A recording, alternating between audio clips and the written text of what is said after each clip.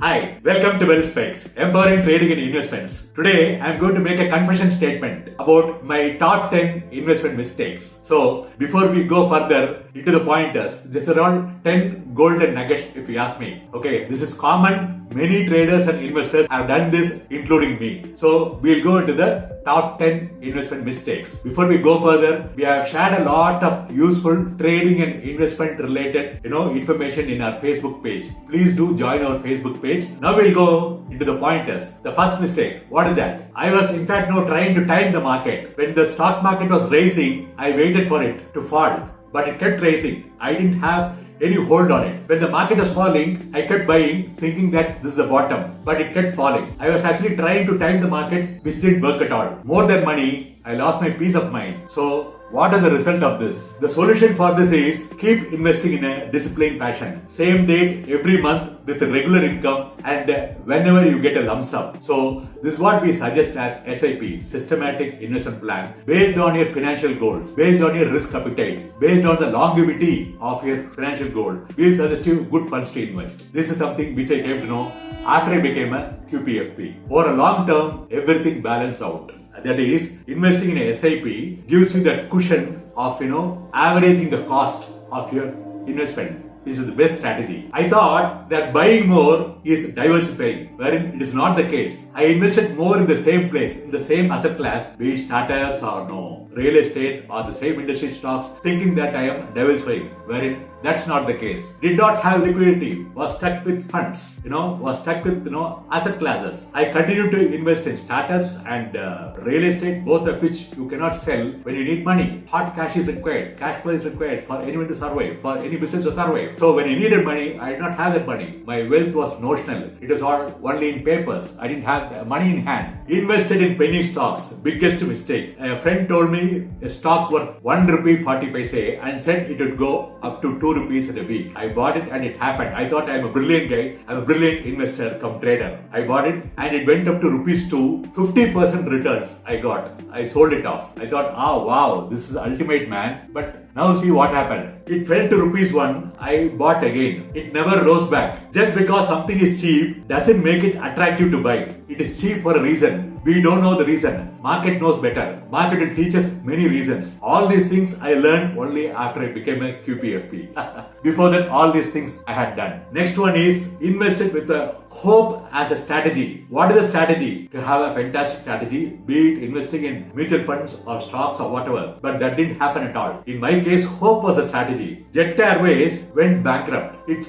stock was still trading. Every day it used to fall and every day I used to buy thinking that it will go because I was convinced that Jet Airways cannot shut down because of the size of the organization. It was so huge. I thought someone will come and bail out, or even the government can help, someone will come and take over. Someone or something will save it. That was my gut feel. But it didn't happen. What happened ultimately? It ultimately shut down. When investing for a long term, hope should not be more than 10% of your portfolio. The rest 90% is belief based on data and common sense, strong technicals and strong fundamentals. Only these things will help you. Nothing else will help you. Did not cut my losses. Major mistake. I bought a stock based on an investment thesis, but it did not work out. And the stock kept falling. I still did not sell it. I thought it will again bounce back. It was purely based on hope. I did not stop my loss. That is the mistake I did. Sell when your value goes below your tolerance level. What is the tolerance level? That will suggest you for a particular stock. Even if you still believe in it. If it still sells further, you can buy it at that lower price. There is always a strategy for trading assets. That also we can teach you. We have a structured trading training program for you, wherein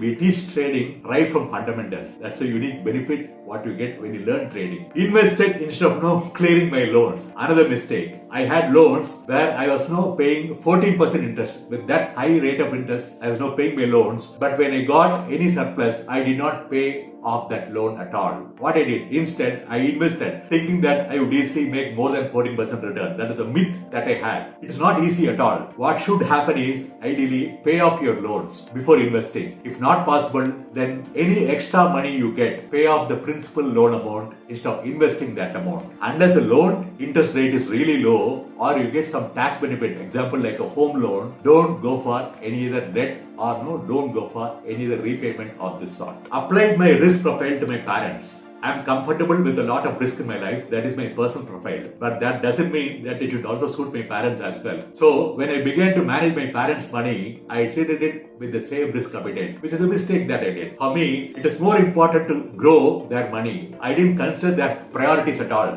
Please remember this. For them, it is more important to protect their money assets. So I failed in that exercise. Assess your risk profile before investing. As qualified personal finance professionals, we do a risk appetite evaluation for every trader and investor who is coming to us. We evaluate that. Based on that, we suggest suitable investment opportunities for them. The worst thing you can do is to pick assets that do not match your risk profile or to impose your risk profile on your family, which I was doing. Disregarded transaction costs. When investing in real estate, I ignored the associated costs, the loan interest amount, the registration amount, the brokerage, the capital gain tax on selling. I didn't consider any of these factors as transaction costs, all of which reduced the actual return I made, which I came to know subsequently when I started reading my numbers. So what you should do? Let us accept the fact that taxes are real, expense ratio in mutual funds are real, brokerage fees are real, inflation is real. Always we speak about risk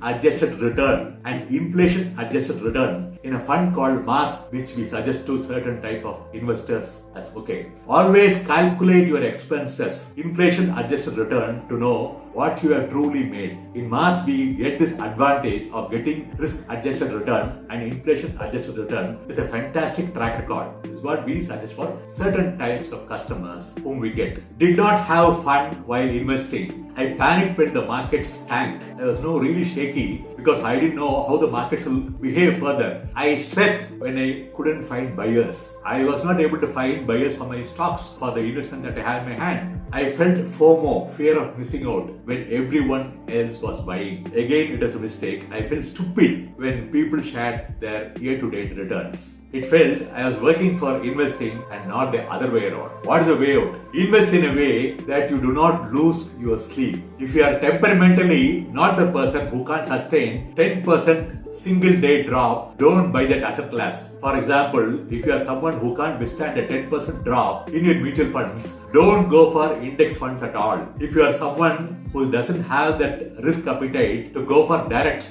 stocks investing, don't go for that at all. Instead, we suggest you safe funds wherein you will not feel this jolt at all. Nothing is worth than your peace of mind. Please remember this. There is a lot of talk about investment strategies and principles, but one rarely focuses on how one's personality is tied to the investment choices one makes. I was not, considering my personality choice or my requirement. Realizing you are a certain type of person when it comes to money is a very important step towards the right kind of investment. So we try to understand the person's profile, when people come to us for trading and investing, and then only we suggest some suitable solutions. I realize that rather late in life. It was too late for me. Please don't do the same mistakes. I was a disaster with money for the longest time I know. In my early days, I shared these investing suggestions not as an expert, but as someone who has learned from the mistakes he made. Investing your money, once done right, can be one of the most fulfilling things you can do. You can meet all your financial goals, whatever you have in your mind, because money in the hands of the right people is a good thing. Always take the advice and help of a certified finance professional or a qualified personal finance professional to choose the right way of investing for you. Thank you so much for staying back. If you have any queries related to trading and investing, please do call us at 9176941189. We'll be always there to help you out. We'll be happy rather. Thank you so much for staying back. Bye-bye.